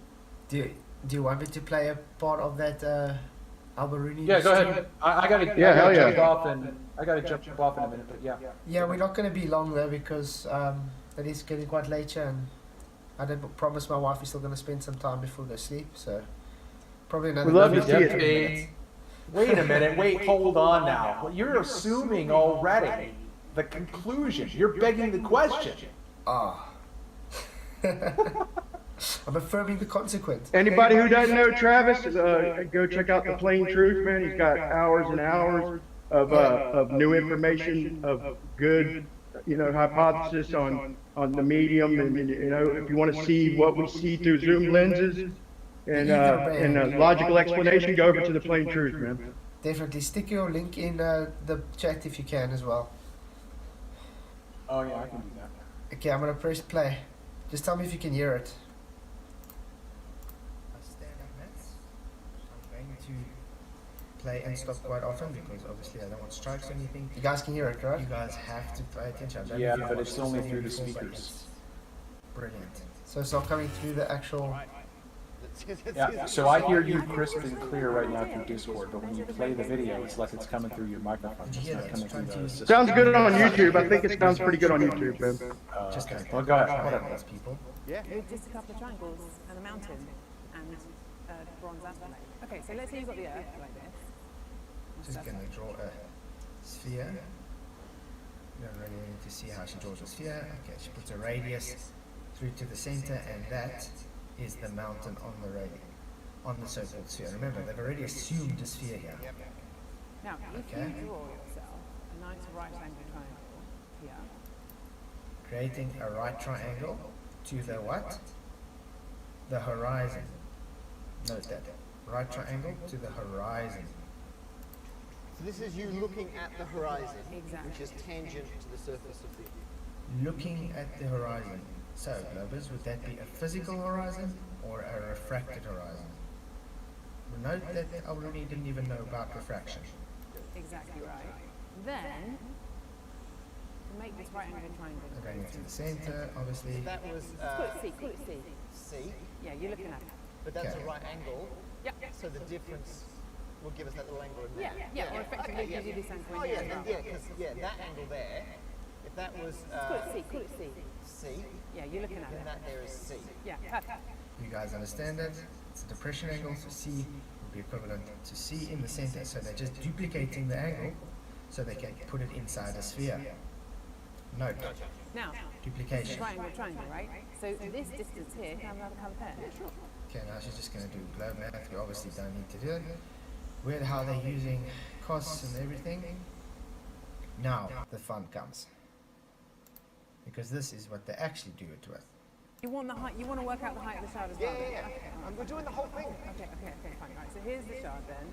We're a bit and everything. And a very impressive one it is too. Okay, so here's the You're height. old school. Okay, they're drawing the shard. That's the building in the back there. If you guys don't know, the shard. This is the shard. This is the height that we need. Yep. We're What's that? Is that a flat baseline? So they can work out the height of the shard? close enough to the shard that the earth can be flat. Ah, to work it out, it has to be flat. What did you say? Let's rewind and touch again. So now, Oh yeah, yeah, yeah. Sorry, what did you say again?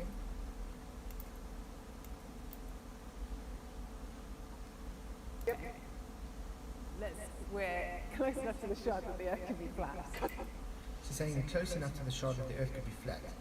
You see, that's the way they do. They have to obfuscate from, they actually require a flat baseline to work it out. So, they have to change the words to say we're close enough that the earth could be flat. No, it's simply, it is flat, that's why you're measuring it flat, and afterwards adapting it to your sphere. Gotcha. So now, Oh yeah, yeah, yeah. I'm happy to assume that. the way that you can do it I put tracking down. is from a reasonable distance away, say here, Yeah. we can look up Gotcha. at the shard, measure that angle. Hey. Cool. So, measuring angle A to the top of the mountain, in Al-Biruni's case, yeah, it would be the shard. Angle A. That would be a right angle triangle. Let's carry on. I'm going all over the place with Yeah. the letters here. And then we'll go a little bit further away, and we'll measure it again. B. And that would be angle B. Because they're walking. So in other words, they take the first angle there and they walk away and make the second angle based on the same horizontal plane. Everybody? So yeah, I think that was made it quite clear. Did you guys understand what was going on there? Yeah, I did see that, Fletcher. I remember that. So yeah, I mean, one thing I did realize now watching that again, it totally takes what you've been saying with the celestial navigation as well. You got the horizontal plane, and you're taking your perspective angle measurements, which is your apparent altitude angle, and they're basing the radius off of that apparent altitude angle measurements. So in other words, that is also just another validation. Their radius is a hijacking of perspective readings. Yeah.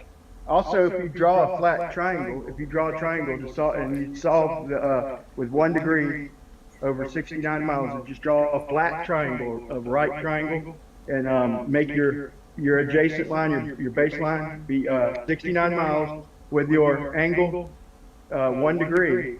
Okay, you get an opposite side height, which would be the height to Polaris or whatever star it is, of 3958.7.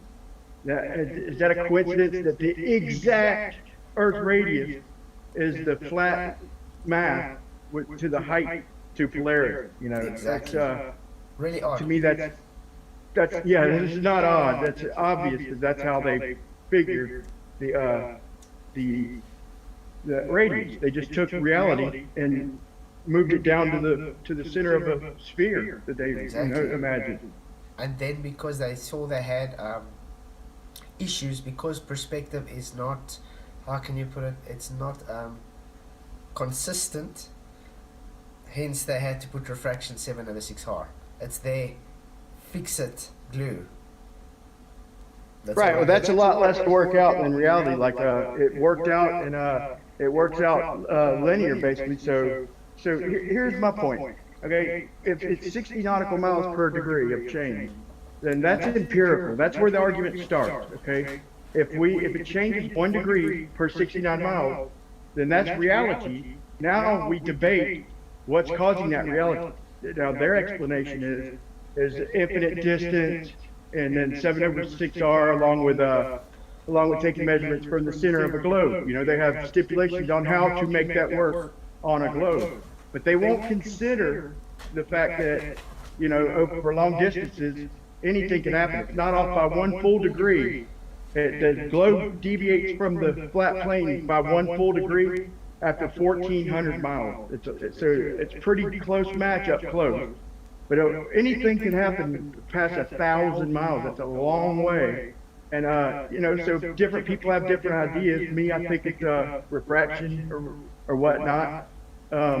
I think it's the medium we're looking through. But either way, it could be multiple things. There's multiple explanations. But they can't get past the math. They think that they own the 60 nautical miles per degree. They think they own the celestial sphere math. It's ridiculous, man. Yeah, I know. But that's the thing. That when you try and explain to them, it's just minute of arc. That minute of arc is the degree in the celestial sphere. It's got nothing to do with the ground. They simply taking that minute of arc that you measure and saying it's ground curve. I mean, that's a That reflects on my point earlier. Like, if we're just standing in one flat spot and we see these stars appearing, you know, if it's a celestial dome, we see them like curving around, appearing to form a dome. Okay, why does it look like that from just the one little flat spot I'm standing on? Do the stars know? Did y'all tell the stars to you know, create a dome and curve around? That alone should tell them that it's apparent, because nothing's curving from this one little spot I'm looking and measuring from. You know, it's just crazy. no, it's true. That's what I'm saying. It's the whole globe is based on observing things in 3 dimensions, perspective, optical, and because they have a belief and a fundamental love for spheres, they have to ignore that it's perspective and optical and call it physical curve. That's all it is. Right, and just for people wondering, like, what I meant, like, it could be a focal point of light, which is kind of backed up by the fact that if you see like a hot spot in the middle of a 20-mile lake, if you go to the other side and you can't turn around and see that hot spot, the sun's going to, if you turn around to look back at the hot spot from the other side of the lake, the sun's going to be at your back. And then if you're standing on a shore, everybody's got their own reflection of the sun coming to their feet. So it could be a focal point, which wouldn't change angular size. The sun would, for reflections and focal points, the angular size of the sun would be the same size. And it could be the magnification, the atmosphere acting like a lens over them absurd long distances, which is the way Rob Skiba mapped it, which would magnify the sun as it went away, which would keep the sun roughly the same size. That's just 2 quick ideas. and of just a possibility. You know, I don't think anybody knows what the sun is, but they close their mind off to any other possibilities. Yeah, but one thing they also ignore is when it comes to angular size change with parallax. If something is a further distance away, it's going to travel across that distance much minimal than it is for something that's closer to you. So the angular change is going to be much less. Let's take a airplane for instance. If an airplane's flying above you at 100 meters, for instance, you're going to see when it goes a distance, it's going to change apparent size quicker than an airplane that's flying at 30,000 feet above you. Why? Because it's further away from you. Because of parallax, that angular size change is much more minimal than what you can observe than the one that's closer to you. And that's why That's a good point. That's why you don't see the angular size change of the sun and the stars and stuff, because it's much higher away. The altitude is much greater, so the parallax gives it much minimal amount of angular size change than you'd observe something that's much closer. Yeah, I made a video like that, man. I showed it was a picture that Austin took to explain how the sun, you know, apparently sets. And what I noticed in that was that, you know, the first few street lights were changing in size, but once you got away from the immediate foreground, all the lights in the background were the same size. So yeah, so in my model, the way I've modeled it, if the celestial bodies are roughly 4,000 miles away, like the sun, or almost 4,000 miles away, and the furthest it ever gets from us is 6,000. So it's never that big of a change. But the fact of the matter is, it's never close to us. So we're never going to see the up close size of it. So it's going to act just like you described as an airplane. I mean, are we going to really see an angular size change in a light from an airplane 4 miles high or 6 miles high going overhead? No, we're not. You know, and that's a good point, man. Yeah, I mean, it Hey, changes. Blastoid. Yeah. Yeah, what you just said about like the sun not changing much in angular size is completely right. It's just like if you have, if you're on the highway and there's a car passing you or a truck, when it's close up, still, you can see a rapid change in angular size as it moves away. But once it gets a distance down the road, you see very slight changes over a long period of time. So that works perfectly for the sun. Exactly. It's the whole principle is with the distance, that distance traveling, the percentage is much less than the distance traveled when it's closer to you. So the angular size change difference is going to be different. The acuteness of that angle is also going to be different. That's why it compresses with the distance. So you have a different relationship. Unless you have a much more minuscule change in apparent size. Yeah, the time where you do see it change though is when it does near the horizons, and it's what you've been talking about all along. It's angular compression because you're going into that central part of your field of view, and it's going to compress. It has no choice once it gets to that point. Exactly. And even Wolfie and Bob the Science Guy have videos saying that very thing, that it compresses vertically. Well, which makes perfect sense as it goes towards, as the angles bring it down towards your center, your straightforward line of sight, you know, the center frame or whatever you want to call it. It's going to compress, and then since the ground is the limiting thing, because you're generally closer to the ground, obviously, it's literally just going to cut off the bottom of the sun or whatever else is going away. No, There's just nowhere to put it. Yeah, exactly. But that's why I like the way you also explain when you do the explanations with the angles with the strings and stuff. It makes it so easy for the guys to understand, and somehow it still just gets past them. They just can't get it. If something Yeah, is it's Gary Y. Real quick, Gary Y. Banga. If you want to see us more on perspective, go to Gary Y. Banga. Like, they will deny. And real quick, I think that this angular size to the sun is reality. Okay, they have an explanation of why the doesn't change angular size. So that's where we need to start from. So we have, we show reasons in reality, demonstration, and whether they agree with our explanations or not, they won't even accept any explanation, even if you show them. And Gary has done a good job, and so is Blastoid, showing perspective. But how they'll deny what you show them right in front of their face, they'll still deny it. Like, I don't see maybe YouTube showing them something different than reality. Sorry, Brian, can I just jump in and add one more thing to that? I might even be able to give a simple demonstration. The sun is surrounded by glare. Do you know what I mean? So I'm gonna just put my camera on for a second and show you a light.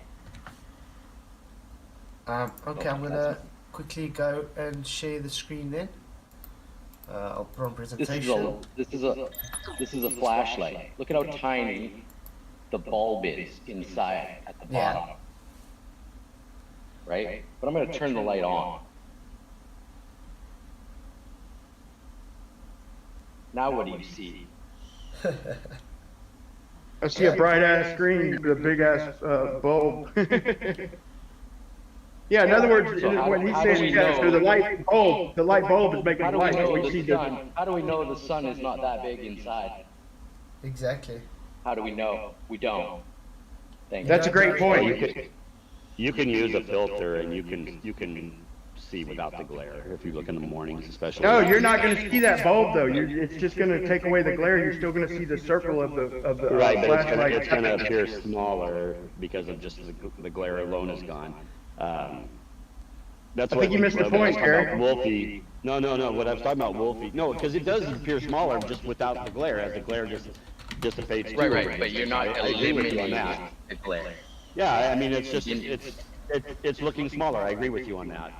But if you actually take a filter, see, that's where Wolfie screwed up. He used a filter, and you could literally see the sun shrink. And they did it on Jose's show. They put it in some kind of a app, and you can definitely see it shrinking vertically. And Wolfie and Bob, the science guy, have both admitted it does shrink vertically. So Yeah, it does you shrink a can little bit. see it. You can see it, and of course that's why they like to film things like that in from straight overhead to about 45 degrees. They don't like to go past. They don't like to go low anywhere close to the horizons because everything starts changing. That's why their EQ mounts don't actually work, because their EQ mounts can't track at 15 degrees an hour from horizon to horizon accurately. They will go off, and Wolfie even showed it on one of his videos. He had to keep readjusting to keep the sun in the center of the frame as it got closer towards the horizon. And that goes back to angular compression, like I hear you talk about flapsoid all the time, or foreshortening, because the angles in the distance foreshorten, and so that the sun, when the EQ mount thinks it should be going down, the sun is still just moving forward. It just seems like it's just hanging up there, and they can't track that unless they manipulate the tracking rate. Exactly. Think about this though, Gary. Think about this. If he has a bright flashlight and it's got a lens of like he's got, let's say, a 3-inch lens, and it's even brighter than the one he has, and he turns it on, and you see a round spot of, like, you see the 3-inch lens, and it's creating glare, so it looks bigger than 3 inches, right? But then inside of there, you have a little LED that's a centimeter. So even if you get a filter or some dark sunglasses or something, you're gonna take away the glare and see the 3-inch lens for what it is. But are you gonna see the little 1 centimeter LED? Yeah, inside you're going to see it. The sun is very small when you look through a filter. When you don't. Yeah, I agree. The sun is very small. It's surprising. Yeah, I know. I have pictures of it. I have 2 of them in my truck, and I do it all the time when I watch the sunrise. I've done it many, many times. Yeah, it looks fake almost, man. Through a filter, it looks like a cue ball. Real. It literally looks like a seeing cue ball in the little ball in the sky. center. Oh, I got a visitor here. 3-year-old granddaughter. Hey, Guys, I'm gonna mute. Yeah, guys, I would love to chat the whole, but I've really got to go now. Thank you for coming to chat. I do have a stream tomorrow morning again at 6 a.m. Central African time, if everybody's interested. I do stream now on Thanks a Twitch lot as for having well. us, Plasto. Yeah, thanks for coming, guys. Really did enjoy the chat. Okay, what time is your stream tomorrow? Sorry. 6 a.m. Central African time. Okay, 6 a.m. Central African time. All right. Yep. Thanks again for having us, and we'll see you tomorrow, 6 a.m. Central African time, brother. Thanks, guys, all for coming. if you haven't already, Thank you all. just hit that boot button, share, and, well, subscribe if you haven't. Thanks again for everybody for coming, and everybody in chat. Really do appreciate you guys. You guys are all awesome. Till tomorrow or next time,